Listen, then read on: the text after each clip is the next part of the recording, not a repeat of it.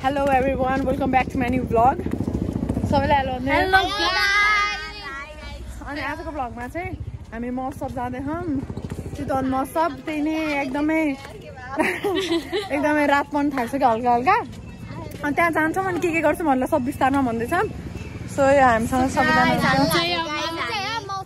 खेल्छौं अनि गेम खेल्छौं अनि खानासाना खाएर चाहिँ यता घर आउँछौं सबैजना एकै ठाउँमा बस्ने भएको कारणले सो यस गाइस अब चाहिँ अपडेट दिइराख्छु अहिले चाहिँ हामी आकिमचोकतर्फ निक्लिँदै छौं अनि त्यहाँबाट म्याजिक गर्ने अनि त्यहाँबाट भन्छु म विस्तारमा हजुरहरुलाई सो गाइस गाइस हामी चाहिँ म्याजिक चढिसकेको छौं अब चाहिँ हामी आकिमचोकबाट म्याजिक चढिसकेको छौं अब हामी नारायणी पुगेपछि हजुरलाई भन्छौं अनि यस हाम्रो म्याजिक हिँडिसकेको छ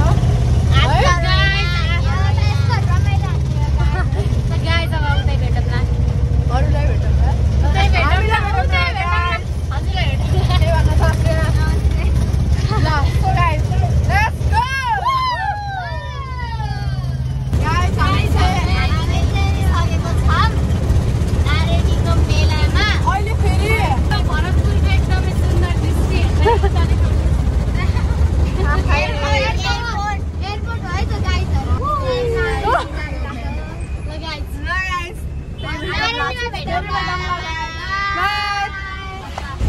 हामी चाहिँ जाने क्रममा मजाले जाममा फसिएको छ यतापट्टि नि गाडी छ उतापट्टि गाडी छ ल हेर्नु त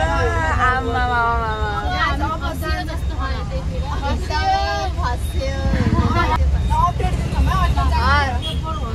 गाइस भिडभाड हेर्न सक्नुहुन्छ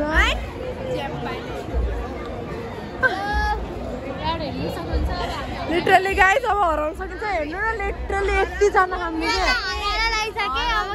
गाइस हेर्न सक्नुहुन्छ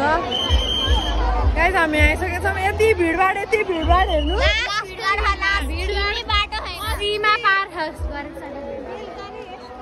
हेर्नु गाइस अनि ब्रिज चढेको छुट्टै पैसा रे अनि उस गरेको छुट्टै पैसा सबै छुट्टा छुट्टै हो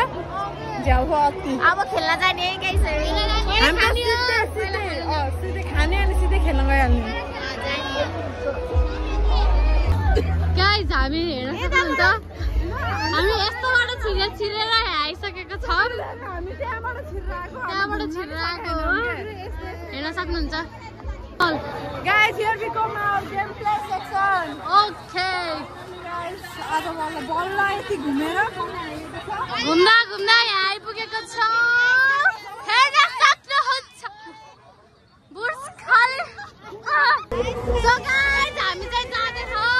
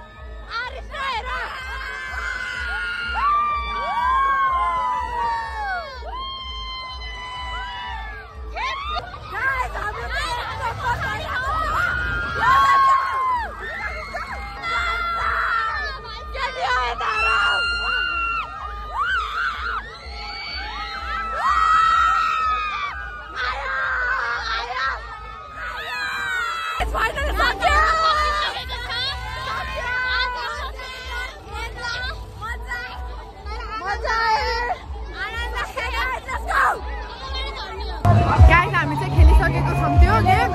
अब चाहिँ यस्तो पानीपुरी खाम कि भनेको अर्को गेम खेल्ने हो तर त्यहाँ बढी लाइन रहेछ के त्यही भएर अब अर्को खाने यसो पानीपुरी हेर्दै खाम है कस्तो लाग्यो गेम कस्तो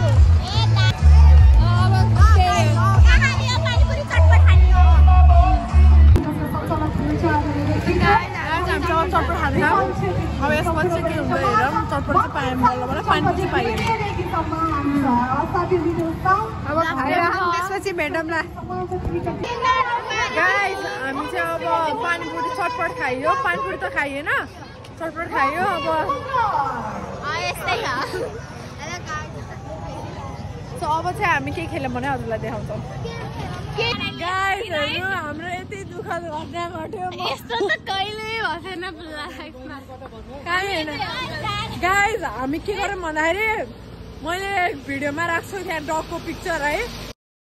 त्यो डगको ब्याग मेरो हातमा थियो अनि यसरी बसेँ है म त्यो डग लिन ब्याग त लत्त खस्छ नि 2 मिनटको हेराफेरिमा म गएँ ब्याग लिन त्यहाँ गएको त आन्टीले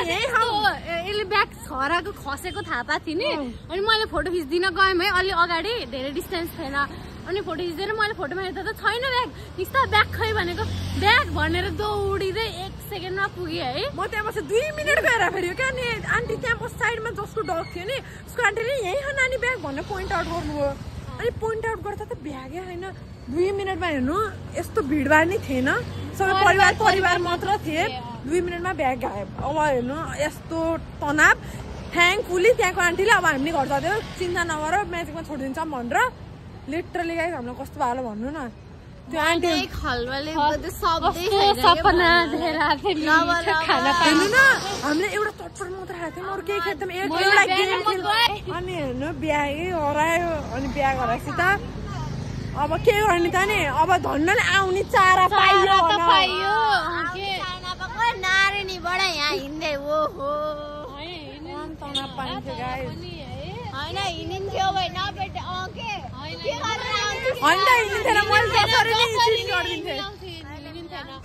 मैले मिलाउँथेँ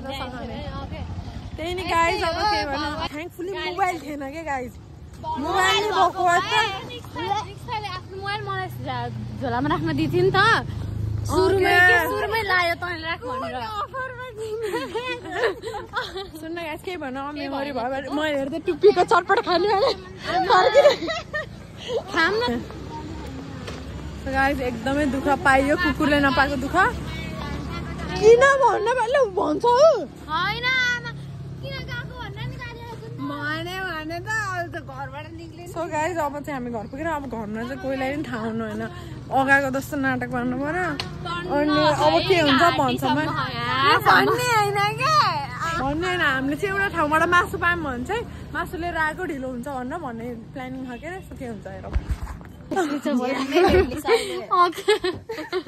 गाइस हेर्नु हामी त पर्स नि हरायो हेर्नु यो टोलमा कसैलाई नि खबर नगर्नु है हाम्रो पर्स हरायो भनेर आन्टी भन्नुहुन्छ हेर्नु गाइस हामी चाहिँ मासु धन्नले आन्टीले मासु दिँदै हुनुहुन्छ 2 मिनटमा झ्याप पर्छ यसो एउटा कुकुर उठाउने यसो गरिएको थियो यसो पस्तल खस्दै 2 सेकेन्डमा आउने बेलामा पर्छ छैन लगभग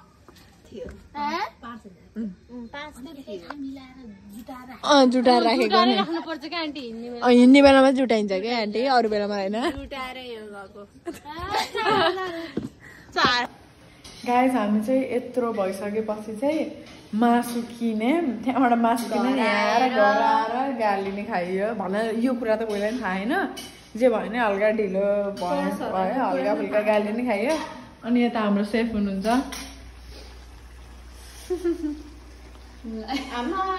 गाइस हामी चाहिँ घर आएर मासु बनाउनको लागि रेडी भइसकेका छौँ अब उसले बनाएको अनि बाल त्यहाँ बसाइसक्यो अब हजुरलाई थाहा नै छ जहाँ थ्याङ्कफुल्ली पैसा कहाँबाट जुटाएर यति मासु चाहिँ ल्याएछौँ क्या हामी 5 जना खाऊँ 1.5 किलो ल्याएछौँ है सेफ यता हुनुहुन्छ ल अब चाहिँ हामी खानेलाई हल्ला भिडियो आउँछौँ त्यसपछि ब्लगिङ गर्छौँ बाई न सो गाइस हामी चाहिँ खानासाना टन्ना खाएर यहाँ सकेको छ हामीले चाहिँ यहाँको गद्दा पुरै निकालेर यहाँ यस्तो गरेछौँ है हेर्न सक्नुहुन्छ है यो टिभी रुममा अनि रियाना सुतिसकेको छ अनि आज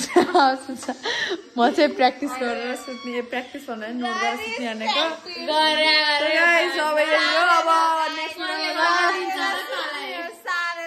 ल के भन्न चाहनुहुन्छ